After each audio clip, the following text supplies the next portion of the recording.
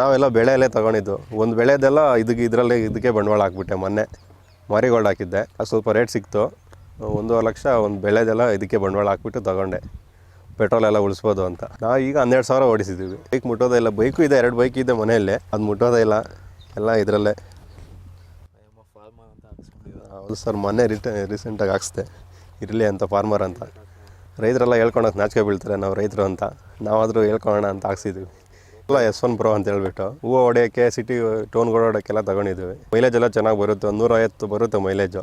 ತೊಗೊಂಡು 6 ತಿಂಗಳಾಯಿತು. ನಾವು ತೊಗೊಂಡೋವಾಗ 1.5 ಲಕ್ಷ ಇತ್ತು, ಈಗ 1.70 ಏನಾಗಿದೆ ಅಂತೆ. ರೇಟ್ ರೈಸ್ ಆಗಿದೆ, ಒಂದು 20,000. ಬಂಡವಾಳ ಒಂದು ಹಾಕ್ಬಿಟ್ರೆ ಜೀರೋ ಮೇಂಟೆನೆನ್ಸು. ಏನು ಮನೇಲಿ ಚಾರ್ಜ್ ಹಾಕೊಳ್ಳೋದು, ಓಡಿಸ್ತಾ ಇರೋದಷ್ಟೇ. ಒಂದು 20,000 ಓಡಿಸ್ಮೇಲೆ ಬ್ರೇಕ್ ಲೈನರ್ಸು ಆ ಥರ ಎಲ್ಲ ಹಾಸ್ಕೊಬೇಕಾಗುತ್ತೆ. ರೈತರಿಗಂತೂ ಮಾಡ್ದಂಗೆ ಇರುತ್ತೆ ಸರ್ ಗಾಡಿ. ಸ್ಪೀಡು ಅಷ್ಟೇ 120ವರೆಗೂ ಹೋಗುತ್ತೆ ಸ್ಪೀಡೆಲ್ಲನೂ. ಫಾಸ್ಟಾಗೆಲ್ಲ ಮೇಂಟೈನ್ ಮಾಡ್ಕೊಬೋದು ಮಾರ್ಕೆಟ್ಗೆ ಹೋಗ್ಬೇಕಾದ್ರೆ.